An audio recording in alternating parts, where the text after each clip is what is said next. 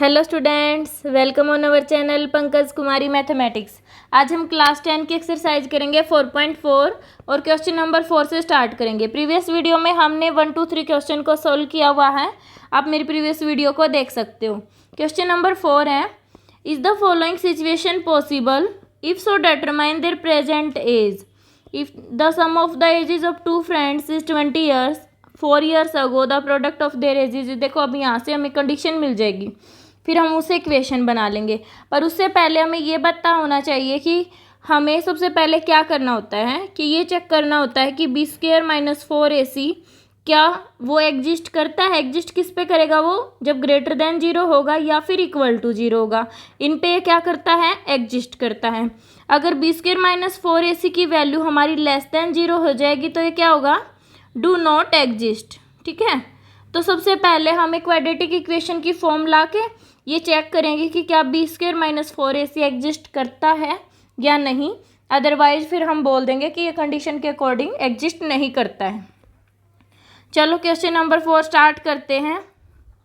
Question number 4 में क्या दिया गया है? सबसे पहले हम इनसे इक्वेशन बनाएंगे।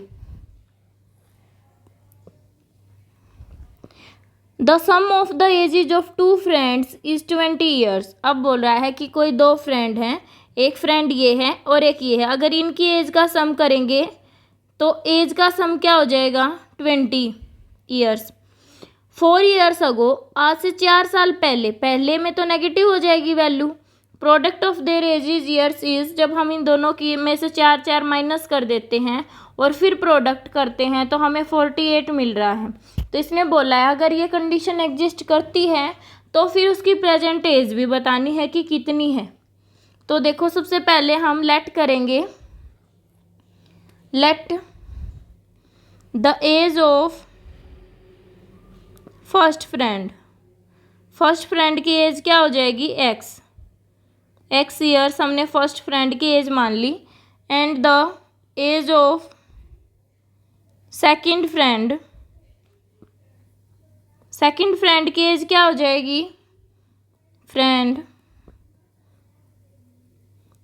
देखो इसने बोला कि दोनों की एज का सम 20 ईयर्स है, तो मैंने अगर एक को x मान लिया तो दूसरा क्या हो जाएगा? 20 माइनस एक्स। तो सेकंड क्या हो जाएगी? 20 माइनस एक्स। देखो अगर एक की वैल्यू, देखो मैं बोल रही हूँ कि x मेरा 15 है और अगर मैं इन दोनों को सोल्व करती हूँ, ऐड करती हूँ तो 20 आ जाता है। तो इसका मतलब इसको मैं इसमें से माइनस करूँगी तभी तो आएगा। तो 20 माइनस एक्स हमने दूसरे की एज को लेट कर लिया और फिर दे रखा है कि 4 ईयर्स अगो। अब हम यहाँ पे लिखेंगे according to question, according to question.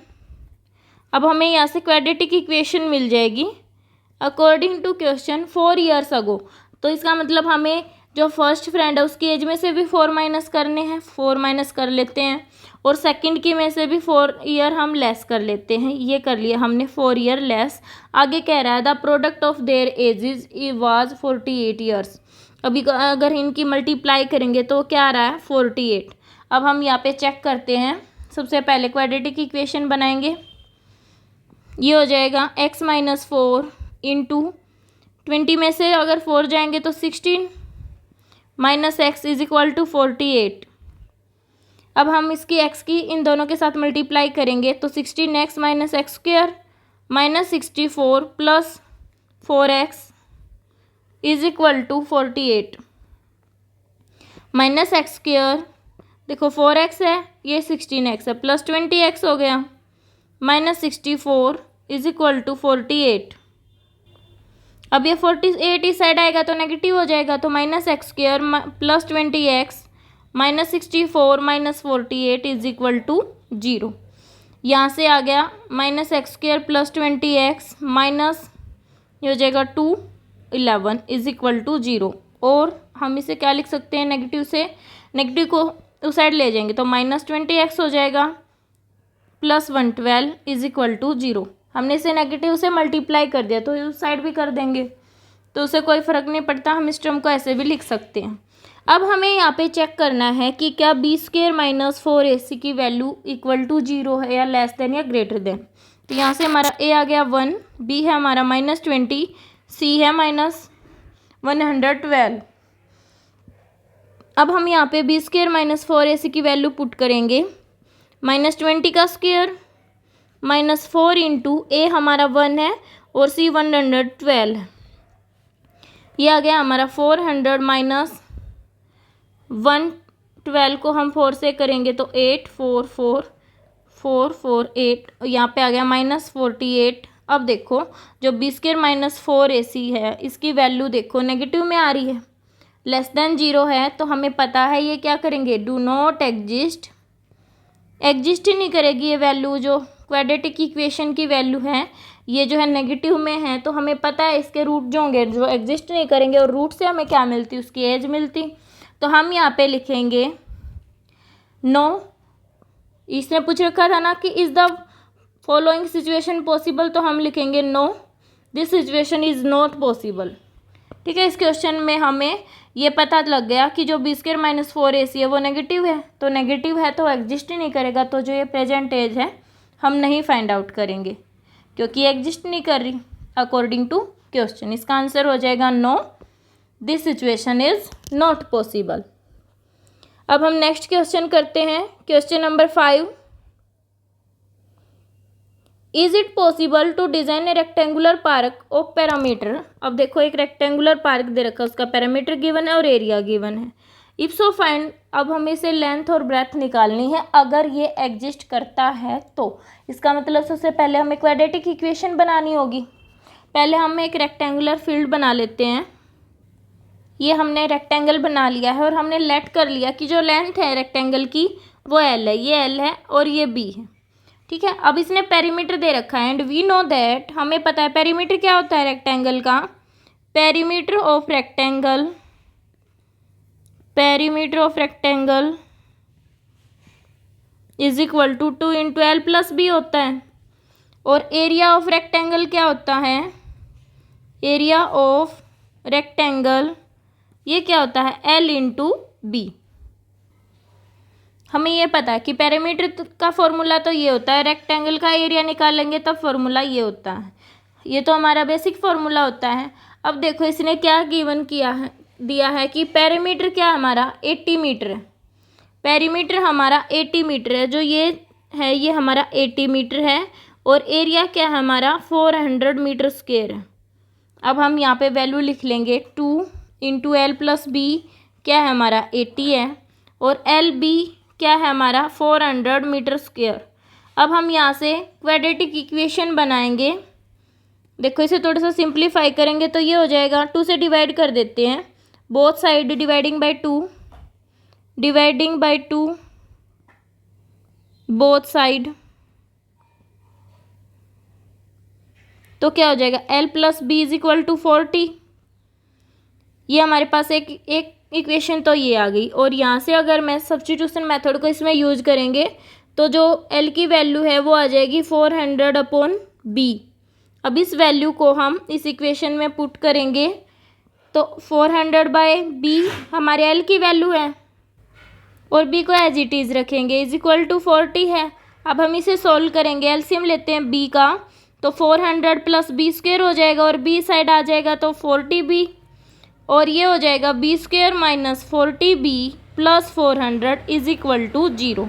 अब देखो हमें यहाँ से क्वाड्रेटिक इक्वेशन मिल गई, ये हमारी क्वाड्रेटिक इक्वेशन हो गई। अब हम इसको कंपेयर करेंगे तो ए की वैल्यू हमारी 1 आ गई और बी की वैल्यू आ गई -40 और सी है हमारा 400। अब हमें यहाँ पे बी स्क्वायर माइनस 4ac की वैल्यू फाइंड आउट करेंगे, फिर हमें ये पता लग जाएगा कि जो क्वाड्रेटिक इक्वेशन है इसके रूट एग्जिस्ट करते हैं या नहीं। तो बी स्क्वायर माइनस 4ac हमारा क्या हो जाएगा, -40 स्क्वायर माइनस 4 इंटू 1 इंटू 400 और इसे सॉल्व करेंगे तो आ जाएगा 1600 माइनस ये हो जाएगा, ये भी 600 हो जाएगा और देखो 0 आ गया। B square minus 4ac is equal to 0 है, इसका मतलब 2 रियल एंड इक्वल रूट्स हमारे यहाँ पे होंगे, 2 रियल और इक्वल रूट्स होंगे, तो इसका मतलब ये वैल्यू तो एग्जिस्ट कर रही है। ठीक है, अब हमें जो ये इक्वेशन है यहाँ से हमने बी की वैल्यू फाइंड आउट कर लेनी है और फिर उसको एल की वैल्यू यूज करेंगे, एल की वैल्यू फाइंड आउट कर लेंगे उसको यूज करके। अब देखते हैं, आपको ऐसे ही करना है नोटबुक में। सबसे पहले b² - 4ac की वैल्यू फाइंड आउट करके दिखानी है कि इक्वल टू 0 आ गई। इसका मतलब जो ये क्वाड्रेटिक इक्वेशन इसके रूट एग्जिस्ट कर रहे हैं। फिर हम इसको किसी भी मेथड से यूज कर सकते हो, ठीक है। जो क्वाड्रेटिक का फॉर्मूला आप वो भी यूज़ कर सकते हो या फिर फैक्टराइजेशन भी यूज़ कर सकते हो। हम यहाँ पे फैक्टराइजेशन यूज़ करते हैं। -20b - 20b + 400 = 0।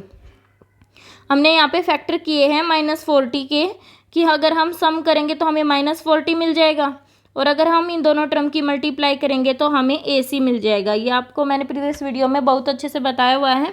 तो यहाँ से b कॉमन लेंगे, b - 20 -20 common, b - 20 = 0। b - 20 factor आगे 2, b - 20 = 0। b की हमारी वैल्यू होंगी दोनों सेम 20, क्योंकि हमारा जो b² - 4ac है वो इक्वल टू 0 है। इसका मतलब जो रूट होंगे वो सेम होंगे। तो देखो हमारे सेम रूट आ गए। b की वैल्यू हमें मिल गई, क्या है हमारी 20 आ गई। अब हमें L की वैल्यू फाइंड आउट करनी है। वह L की वैल्यू आ जाएगी, हम यहाँ पे भी B की वैल्यू पुट करके L की वैल्यू फाइंड आउट कर सकते हैं। देखो हम यहाँ पे B की वैल्यू पुट करते हैं 20, क्योंकि B की वैल्यू हमारी 20 आ गई। तो 20 × L = 400, और L की वैल्यू आ गई 400/20, और ये आ गया हमारा 20। जो लेंथ है हमारी वो भी 20 आ गई, लेंथ भी 20 है। इस प्रकार से ये हमारा हो गया आंसर, कि जो हमारी लेंथ होगी, देखो लेंथ और ब्रेथ फाइंड आउट करनी थी, तो लेंथ हो गई हमारी 20 मीटर, और ये भी 20 मीटर हमारा आंसर हो गया ब्रेथ। यही हमने फाइंड आउट करनी थी। आप यहाँ पे जो क्वाड्रेटिक इक्वेशन को सॉल्व करोगे तो आप किसी भी मेथड को यूज कर सकते हो। ये मेथड भी आप यहाँ पे यूज कर सकते हो, b² - 4ac/2a, ठीक है। आपको जो शूट होता है आप वो यूज कर सकते हो, क्योंकि यहाँ पे मेंशन नहीं है कि लेंथ और ब्रेथ उसी मेथड से निकालनी है। हम यहाँ पे फैक्टराइजेशन मेथड भी यूज़ कर सकते हैं। अगर वीडियो अच्छी लगी हो तो लाइक, शेयर और सब्सक्राइब जरूर करें। And thanks for watching my video.